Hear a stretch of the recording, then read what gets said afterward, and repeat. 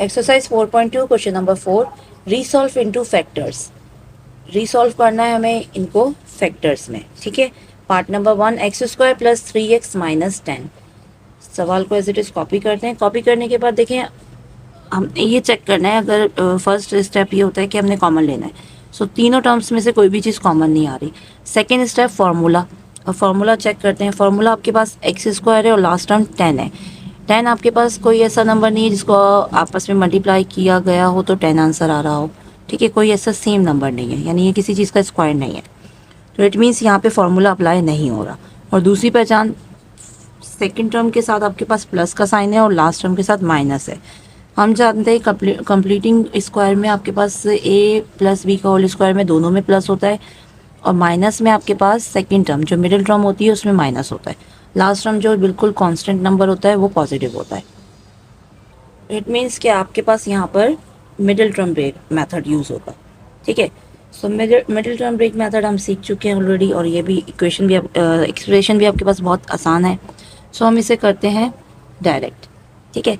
सो middle term को अगर हमें ब्रेक करना हो तो आपके पास यहाँ ब्रेकिंग मेथड में क्या हो जाएगा, फर्स्ट टर्म को लास्ट से मल्टीप्लाई करते हैं और जो भी आंसर आता है उसका हम मिडिल टर्म को ब्रेक करने के लिए दो नंबर ऐसे सिलेक्ट करते हैं जिनको मल्टीप्लाई करें तो आंसर 10 आए और प्लस माइनस करें तो आंसर 3 आए।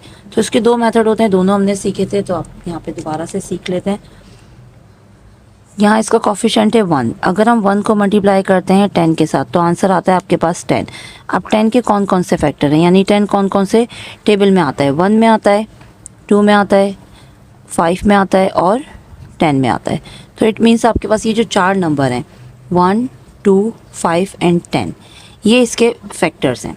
इनमें से ही कोई ऐसे नंबर हैं जिनको आपस में मल्टीप्लाई करेंगे तो 10 आंसर आएगा, और उन्हीं को आपस में सब्ट्रैक्ट या ऐड करेंगे तो 3 आंसर आएगा।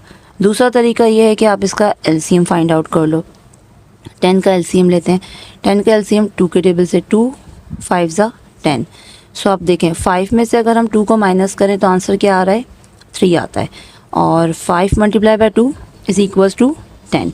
सो हमें जो है वो प्लस का नंबर चाहिए, तो बड़े के साथ आप क्या करोगे, प्लस लगा दो और छोटे के साथ माइनस हो जाएगा, ठीक है। सो ये सेकंड मेथड जो है वो ज़्यादा आसान है। सेकंड मेथड समझने में भी ज़्यादा आसान है और फैक्टर जल्दी से बन जाते हैं। फर्स्ट मेथड भी ठीक है, जिन बच्चों को जो समझ में अच्छा है वो उसी को अप्लाई कीजिए। सो यहाँ पे हम फैक्टर बनाएंगे। फर्स्ट टर्म आपके पास सेम रहती है, लास्ट टर्म आपके पास सेम रहती है, मिडिल टर्म को हमने ब्रेक किया, ये आपके पास दो फैक्टर्स आ गए। पहले हम लेंगे प्लस का नंबर प्लस 5x, सेकेंड पे हम ले लेते हैं माइनस 2x, ठीक है। अब इन दोनों में से कॉमन लिया जाएगा। कॉमन लेने के लिए x यहाँ पे कॉमन आ रहा है, अंदर बच जाएगा x plus 5, then minus minus, minus का साइन कॉमन आ गया और ये 2 कॉमन आ गया, x माइनस माइनस प्लस 5 2 ज़ा 10। अगेन आप इसमें से कॉमन लेंगे, x प्लस 5 आपके पास कॉमन आ जाएगा, अंदर आपके पास बचा x माइनस 2। सो ये और मज़ीद और सॉल्व नहीं हो सकता, ये हो जाएगा आपका आंसर। क्वेश्चन नंबर 4 में जितने भी हम सवाल करेंगे उसके अंदर हमें मिडिल टर्म को ब्रेक करना होगा, ठीक है। इसके अंदर कोई भी ऐसा सवाल नहीं जिसके अंदर फार्मूला अप्लाई हो रहा हो। सो अब जितने भी सवाल आगे करने हैं उसमें मिडिल टर्म को ब्रेक करते हैं। चलिए अब चलते हैं पार्ट 2 की तरफ। Question number 4 part number 2, a² b² minus 3ab minus 10। Copy किया आपने सवाल को। देन अगेन यहाँ पे आपके पास देखिए मिडिल टर्म ब्रेक हो रही है 3 एंड 10। अभी सेम हमने यही काम किया था, तो मिडिल टर्म अगर ब्रेक करते हैं तो अगेन आपके पास क्या आ जाएगा, वही फैक्टर्स बनेंगे जो हमने भी प्रीवियस लिए थे, बट यहाँ पे हमारे पास सिर्फ साइन चेंज हो जाएगा। फर्स्ट टर्म आपके पास एज इट इज़ कॉपी हो जाएगी, last term as it is copy हो जाएगी। मिडिल टर्म में आपने क्या करना है, माइनस 5ab लिखेंगे और यहाँ आ जाएगा प्लस 2ab, ठीक है, क्योंकि हमें चाहिए माइनस का 3, 5 में से 2 को माइनस करेंगे तो माइनस 3 आ जाएगा। बड़े नंबर के साथ जो साइन होता है वो लग जाता है। अब इन दोनों में से कॉमन लेते हैं तो ab आपके पास आ जाएगा कॉमन, अंदर बचेगा ab माइनस 5, देन प्लस का साइन यहाँ से कॉमन आएगा और 2 कॉमन आ जाएगा, अंदर बचेगा ab माइनस 5 2 ज़ा 10, ठीक है। सो अगेन इसके अंदर से कॉमन लेते हैं, ये हो जाएगा ab माइनस 5 कॉमन आ गया, अंदर बचा ab प्लस 2, ये हो जाएगा आपका आंसर।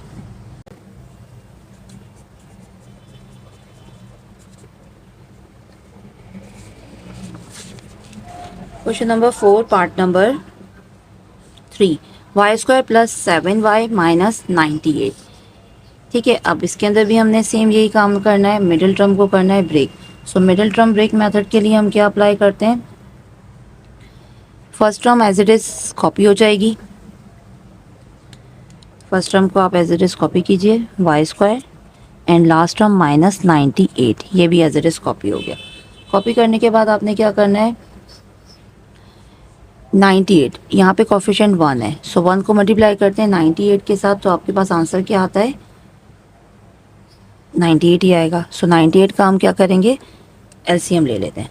जब आप 98 का एलसीएम लोगे तो ये जाएगा आपके पास 2 के टेबल से। सो 2 49 ज़ा, और 49 हम जानते हैं 7 के टेबल में आता है, 7 7 ज़ा। ठीक है, तो 7 7 ज़ा 49। अब इसको ज़रा चेक करते हैं, 7 2 ज़ा क्या होता है, 7 2, इन दोनों को आपस में दो फैक्टर जब भी बन जाएंगे तो उन्हें हम क्या करेंगे, आपस में मल्टीप्लाई करेंगे। 7 2 ज़ा 14। ठीक है, 7 2 ज़ा 14, और जो 7 14 में से माइनस करेंगे 7 को, तो आंसर आपके पास क्या आ जाएगा, 7 आएगा। हमें मिडिल टर्म में 7 चाहिए, फिर दो नंबर्स को आपस में मल्टीप्लाई करें तो 98 आंसर आना चाहिए। तो ये जो दो फैक्टर हैं, हमेशा आप क्या करोगे, इन दोनों को जब दो से ज़्यादा बड़े नंबर्स आ जाएंगे फैक्टर में, सो स्टार्टिंग के दो नंबर्स को आपने मल्टीप्लाई करना है। ठीक है, मल्टीप्लाई करके आंसर आ गया 14।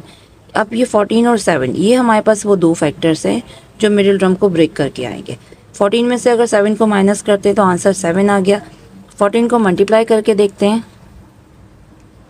14 मल्टीप्लाई बाय 7 इक्वल्स टू 98। सो हमें यही चीज़ चाहिए थी, तो ये आ गई। अब यहाँ क्या करना है आपने, हमें चाहिए प्लस का साइन, तो इस नंबर के साथ, बड़े नंबर के साथ आप प्लस रखेंगे और छोटे के साथ माइनस, ये दो आपके फैक्टर हो जाएंगे। ठीक है, तो यहाँ पे लिख देते हैं प्लस 14y माइनस 7y। अब इनमें से कॉमन लेते हैं, इन दोनों में से कॉमन लेंगे तो आंसर आएगा y प्लस 14, देन माइनस का साइन बाहर कॉमन आया और 7 भी बाहर कॉमन आ जाएगा। 7 के टेबल में 98 आता है, डिवाइडेड बाय 7 इक्वल्स टू 14 सा। सो ये हो जाएगा y minus minus plus 14। Again आप जो ब्रैकेट सेम फैक्टर्स हैं ब्रैकेट, उन्हें कॉमन ले लेंगे, अंदर बचेगा y माइनस 7। सो ये हो जाएगा आपका answer.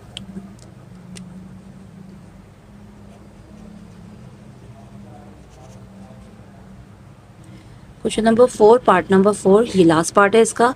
X square y square z square plus 2xyz minus 4। सवाल को एज इट इज़ आपने कॉपी किया। अब देखें, लास्ट टर्म 24 है और फर्स्ट टर्म आपके पास स्क्वायर फॉर्म में गिवन है, प्लस माइनस का साइन है, इससे हम कह सकते हैं कि फार्मूला अप्लाई हो रहा है। बट लास्ट टर्म 24 है, तो ये कोई ऐसा नंबर, सेम ऐसा कोई नंबर नहीं है जो आपस में मल्टीप्लाई हुआ हो तो 24 आंसर आया हो। सो इट मीन्स यहाँ पे मिडिल टर्म ब्रेक होगी। First term as it is copy कर लीजिए, x square y square and z square, and last term minus 24 copy हो गई। अब मिडिल टर्म हमें चाहिए 2 और 24। सो एलसीएम लेते हैं।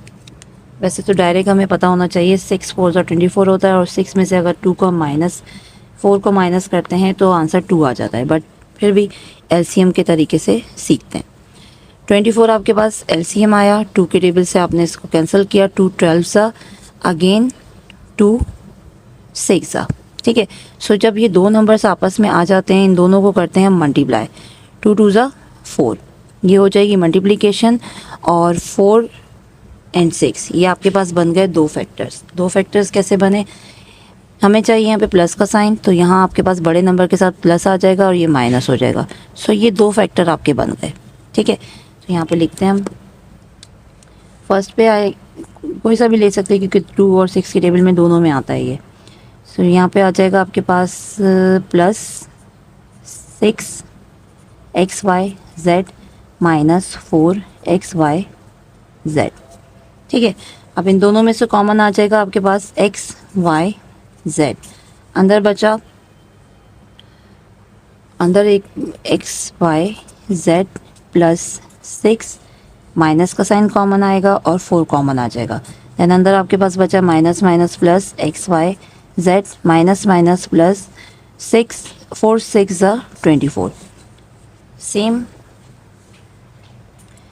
जो ब्रैकेट हैं ये कॉमन आ जाएंगे, +6 और x y z -4। ये आपका हो जाएगा आंसर।